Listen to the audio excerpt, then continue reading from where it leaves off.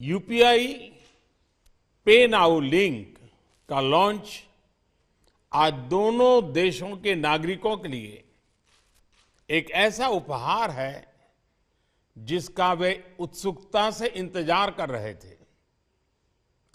मैं भारत और सिंगापुर के लोगों को इसकी बहुत बहुत बधाई देता हूं। साथियों, आज के युग में टेक्नोलॉजी हमें अनेक प्रकार से एक दूसरे से जोड़ती है। फिनटेक भी एक ऐसा सेक्टर है जो लोगों को एक दूसरे से कनेक्ट करता है। सामान्य तौर पर इसका दायरा एक देश की सीमाओं के भीतर ही सीमित होता है, लेकिन आज के लॉन्च ने क्रॉस बॉर्डर फिनटेक कनेक्टिविटी उसके एक नए अध्याय का शुभारंभ किया है।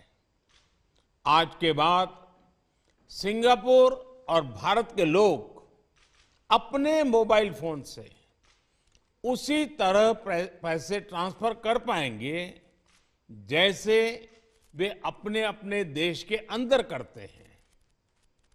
इससे दोनों देशों के लोगों को अपने मोबाइल से तत्काल कम खर्च में फंड ट्रांसफर करने में मदद मिलेगी। इस सुविधा से दोनों देशों के बीच रेमिटेंसेस का सस्ता और रियल टाइम विकल्प संभव हो पाएगा। इसका हमारे प्रवासी भाई बहनों, प्रोफेशनल्स, स्टूडेंट्स और उनके परिवारों को विशेष रूप से लाभ होगा। फ्रेंड्स, बीते वर्षों में भारत ने इनोवेशन और मॉडर्नाइजेशन के लिए उचित वातावरण बनाने को सर्वोच्च प्राथमिकता दी है। हमारे डिजिटल इंडिया प्रोग्राम से देश ईज ऑफ लिविंग में भी बढ़ी है और ईज ऑफ डूइंग बिजनेस भी बढ़ा है। इससे डिजिटल कनेक्टिविटी के साथ फाइनेंशियल इंक्लूजन को भी अभूतपूर्व गति मिली है। डिजिटल इंडिया अभियान ने गवर्नेंस और पब्लिक सर्विस डिलीवरी में अभूतपूर्व रिफॉर्म्स को भी संभव बनाया है। ये भारत के डिजिटल इंफ्रास्ट्रक्चर की ही ताकत है कि कोविड पैंडेमिक के दौरान हम करोड़ों लोगों के बैंक खातों में सीधे पैसे ट्रांसफर कर पाए। फ्रेंड्स, 5 साल पहले मैंने सिंगापुर में कहा था कि फिनटेक, इनोवेशन और युवा ऊर्जा में विश्वास का एक बहुत बड़ा उत्सव है। फिनटेक और डिजिटल क्रांति में भारत की सफलता की अगुवाई हमारे टेक्नोलॉजी ट्रेंड युवा ही कर रहे हैं। आज फिनटेक की दुनिया में भारत के हजारों स्टार्टअप्स अपना लोहा मनवा रहे हैं। इसी ऊर्जा की वजह से आज रियल टाइम डिजिटल ट्रांजैक्शन के मामले में भारत विश्व के अग्रणी देशों में है। आज यूपीआई भारत में सबसे पसंदीदा पेमेंट मैकेनिज्म बन गया है।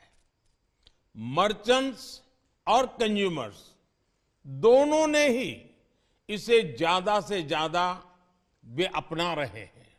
इसलिए आज बहुत से एक्सपर्ट्स ये अनुमान लगा रहे हैं कि जल्द ही भारत में डिजिटल वॉलेट ट्रांजैक्शन नकद लेन देन से अधिक हो जाएंगे। पिछले वर्ष यानी 2022 में यूपीआई के माध्यम से करीब 126 लाख करोड़ रुपए यानी लगभग 2 ट्रिलियन सिंगापुर डॉलर से अधिक मूल्य के ट्रांजैक्शंस हुए हैं। अगर मैं नंबर ऑफ ट्रांजैक्शंस की बात करूं तो ये भी 7,400 करोड़ से अधिक होता है। ये दिखाता है कि भारत का यूपीआई सिस्टम कितनी बड़ी संख्या को आसानी से और सुरक्षित तरीके से हैंडल कर रहा है।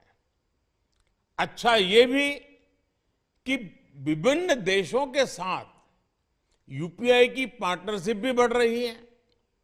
सिंगापुर पहला देश है जिसके साथ आज person to person payment facility launch हुई है। मैं सिंगापुर की मॉनेटरी अथॉरिटी, भारत के रिजर्व बैंक और इस प्रयास को सफल बनाने में जुड़े सभी लोगों का हार्दिक अभिनंदन करता हूं। मैं दोनों देशों की जनता को फिर से बहुत बहुत बधाई देता हूं और मैं प्रधानमंत्री जी का भी हृदय से बहुत बहुत आभार व्यक्त करता हूं। धन्यवाद। वीके न्यूज, राष्ट्र के नाम।